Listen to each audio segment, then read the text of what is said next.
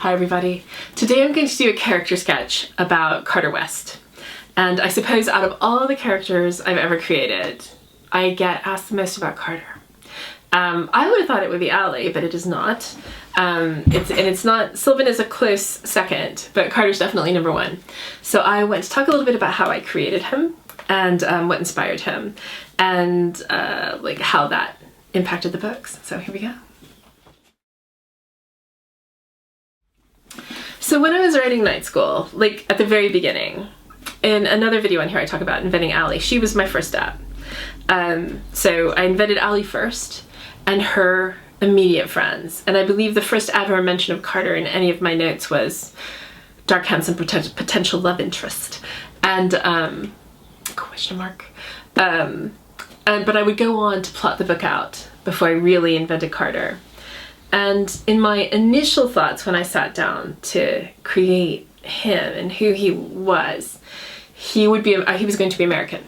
And thus, I think the name is very American, and West as a last name was chosen in part because going West, because everybody else was British or French.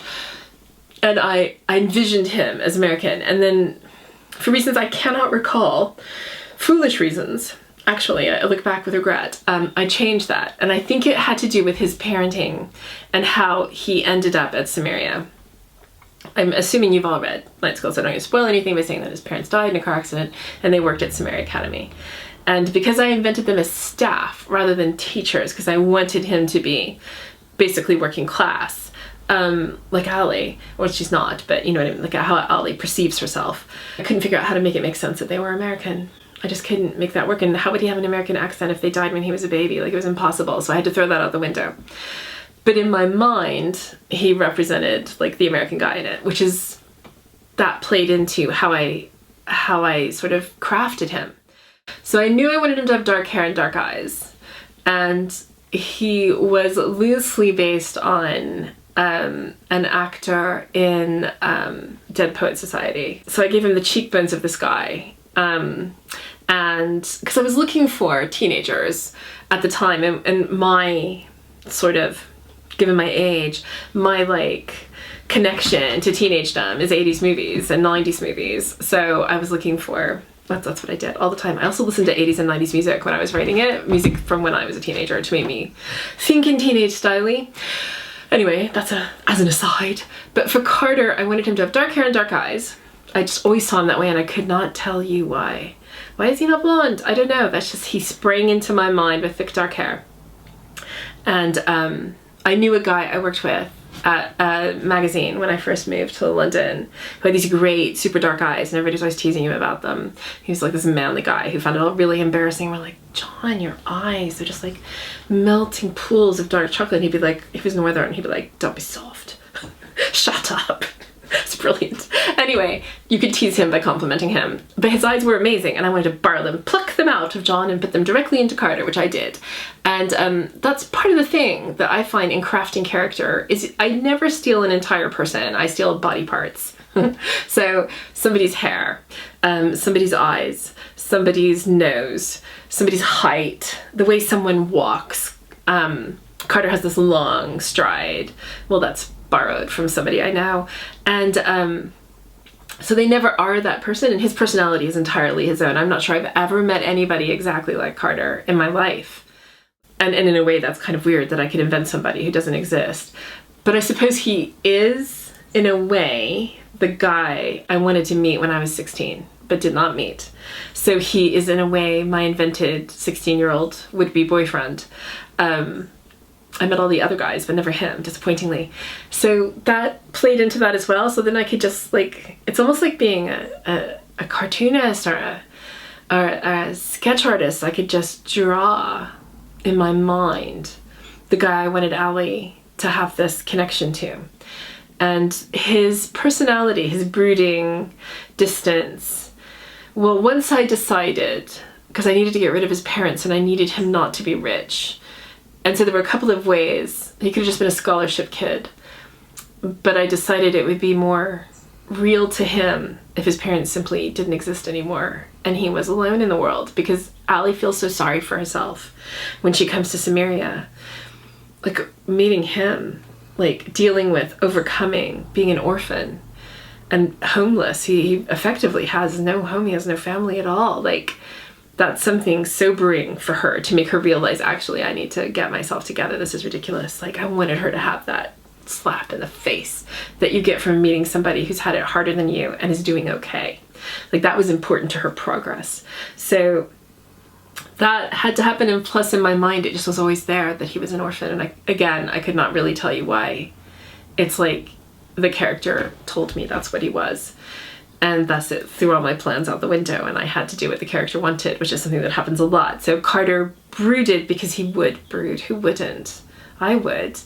And then once you understand why, he's a brooding, thoughtful separatist in his own way, and that he's obsessed with family and love and connection and not losing people, then what happens in book 2 when he becomes more controlling in Legacy, like, that is, it's logical to me. It was just what he would do. It's what boys did when I was a teenager. Was they don't yet, any more than girls do, know how to be in a relationship, how to trust, how to be a partner to somebody. Like, you learn that by doing it wrong. That's the whole process.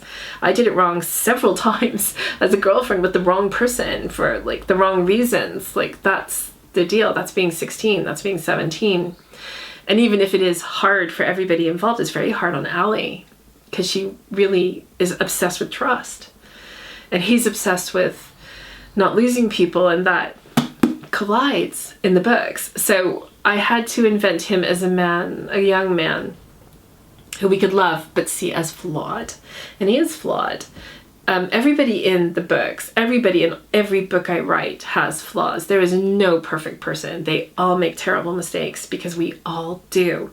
And I make terrible mistakes. I still do. I'm a grown-up who's learned a lot, and I still, like, you know, I make these mistakes and I can't stop, because we are not perfect. And while I wanted the characters to be aspirational, I want us to want to be their friends, because I want to be their friends. I want you to want to be their friends. I also in no way will ever write a perfect character, because I don't believe in them. Like, if I read a book in which a character doesn't make mistakes, I think that book is bollocks. I'm sorry. Like, that's just not real life. And I find it irritating.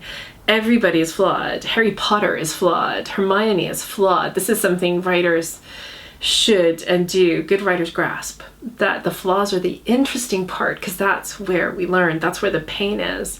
And from the pain comes the learning, and from the learning comes the enlightenment. And you can't have, if you have enlightenment without pain and learning, well, lucky you, because I've never seen it or experienced it. So Carter had all the pain. I think out of all the characters I've ever written, and some of you will say Sylvan, and that is not true, my friends. It is Carter. Carter has more pain than anybody, more than Allie, more than anybody. He's dealing with so much grief and loss and confusion at such a young age. So I wrote him intentionally as this almost hero figure that I then gradually unwrap like an onion until you can see his broken heart. And that is the best part of Carter, I think, is his broken heart, and that he goes on, man, he fights through that pain. I am actually getting emotional about Carter. It's ridiculous. Like, he is very real to me, and he is the toughest of them, I think. And the mistakes he made in book 2, which made a lot of people hate him, are completely understandable to me. I wrote it knowing I was going to bring him down a notch in everybody's eyes, but he shouldn't be, because you have to understand why. And that crafting a character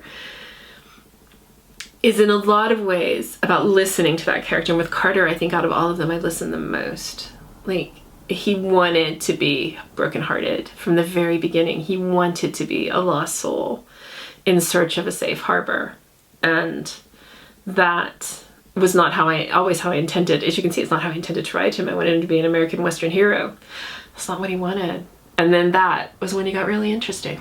So, yeah, those of you who, like me, are obsessed with Carter, I think this is why. So thank you for coming by to listen to me talk a little about Carter and crafting a heroic but flawed love interest. Talk to me below about what you think, Carter versus Sylvan. I will talk about Sylvan at a later stage. Don't you doubt it. But I want to know what you think about Carter, and if you understand him better now, and if I also made you cry. making myself cry about my imaginary people, my imaginary friends. So anyway, leave your comments, subscribe because I need you around. I'm so lonely. Don't leave me. And we'll hang out soon. Bye.